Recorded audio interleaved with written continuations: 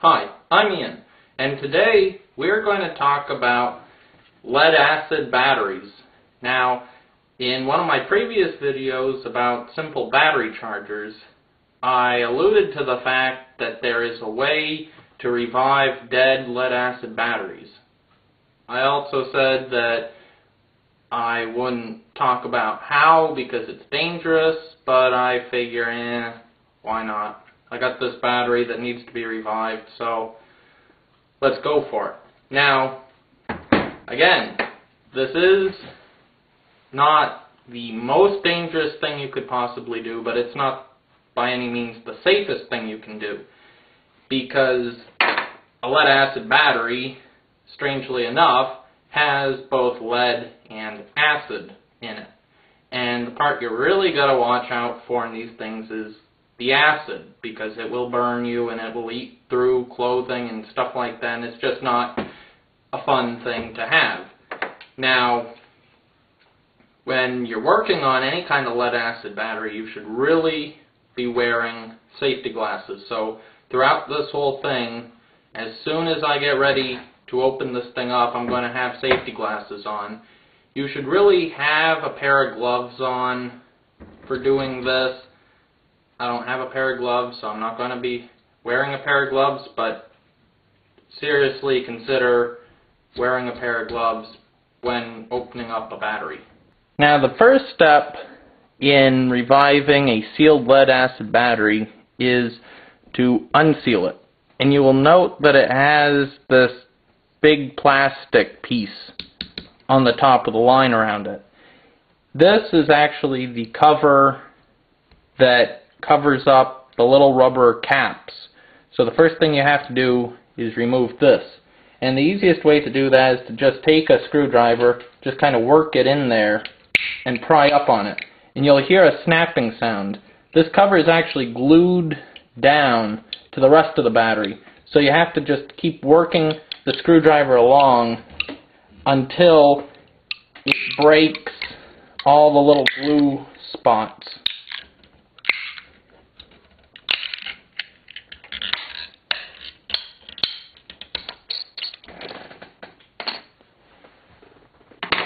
Now that that's off, you want to save it because we'll be putting it back on in the end. You will see 3 rubber caps. Now, this battery has 3 caps because it has 3 cells. And it has 3 cells because it is a 6-volt battery. Now, if it was a 12-volt battery, it would have 6 cells. But this one only has 3, so there's only 3 caps. Now, when you pull up these caps, you will find that a lot of them, you can hear air getting sucked into the cell. Now, you probably couldn't hear it on the camera, but I could hear it in person, and if and when you do it, you will probably hear air rushing in. That means that the water basically got boiled out of it, because when it boils, it expands, it actually mushrooms out these little caps. They are made to open up at a certain pressure, so that way the whole battery doesn't go boom, and it vents out the excess water to the atmosphere. And when it does that, once the battery cools back down, now you have a vacuum in it. So if you see the little caps with the tops pushed down into the cell, that's what happened to it, and that's pretty common when it's all dried out. Now, I don't know how well this shows up on the camera, but if you look in the cell, you will see that white stuff. And what that white stuff is like a sponge. And that's where all the water and the acid is supposed to be. Now, what we want to do is add water to that sponge. The easiest way to add water to the battery is to simply use an eyedropper and some distilled water. Now it's important that you use distilled water versus regular tap water because the cells just don't like having all the added stuff and the little bit of grit and whatever is in the water get into the cell. So you want distilled water. You don't need a lot of distilled water, especially for a battery this size, but just make sure it really is distilled water. Now we're actually going to add the water to the battery. And all I'm going to do is just use an eyedropper to slowly add some water to the cell.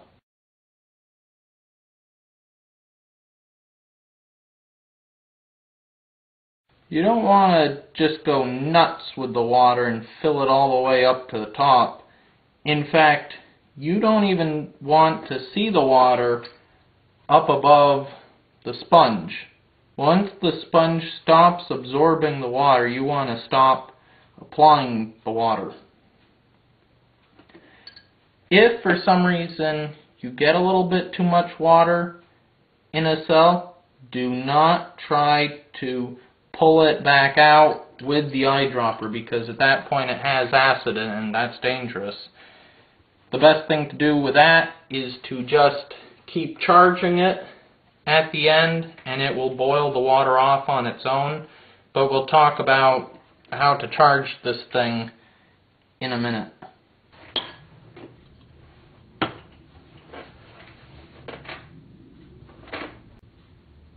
That looks about right. There's no real good way to tell when it's got enough water because these batteries aren't designed to have water added to them again, so there's no markings or anything. But the sponge material looks good and damp, but there isn't water standing on top of the sponge material. So now what I'm going to do is just kind of put these caps at an angle. I don't want to push these caps on yet because I want it to be able to vent any excess moisture as it charges. And I will completely charge it like that.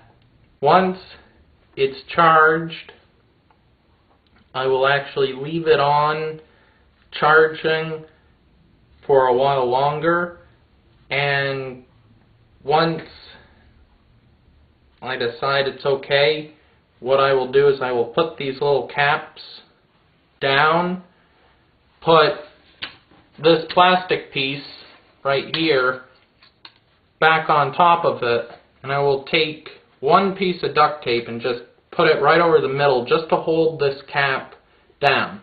You never want to seal the entire cap down, because if these things build up too much pressure and they vent, it has to be able to seep out underneath this cap, and that's why you'll see it's glued down in spots, not all the way along, because this can't be airtight.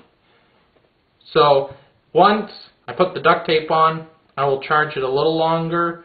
If it looks like the caps aren't trying to mushroom out and vent off excess, I will take the piece of duct tape off and I will put a couple dabs of hot glue right, two in the middle, two at each end, and I will stick it back down, and this battery should be good for a little bit longer. Now to charge it, the easiest thing to do is to just take a DC power supply that can supply the current that is required to charge the battery at the voltage that the battery is. Since this is a 6-volt battery, I'm going to give it about 9 volts to charge it. It's overcharging it, and you don't want to do this for long periods of time, but because you're trying to reactivate the acid and get it kind of mixed back in, sometimes you have to turn up the voltage a little bit at the beginning. But just keep an eye on it. If you push the rubber caps down all the way when you're charging it, you will probably hear what sounds like a cork getting launched out of a bottle, it'll just start going pow, and halfway across the room you'll find one of these rubber caps, because when they let go they just go pow. So that's why I don't have them pushed on. They're just resting on there to keep any kind of junk that might be floating its way out of the cells. But this battery should be back in operation now.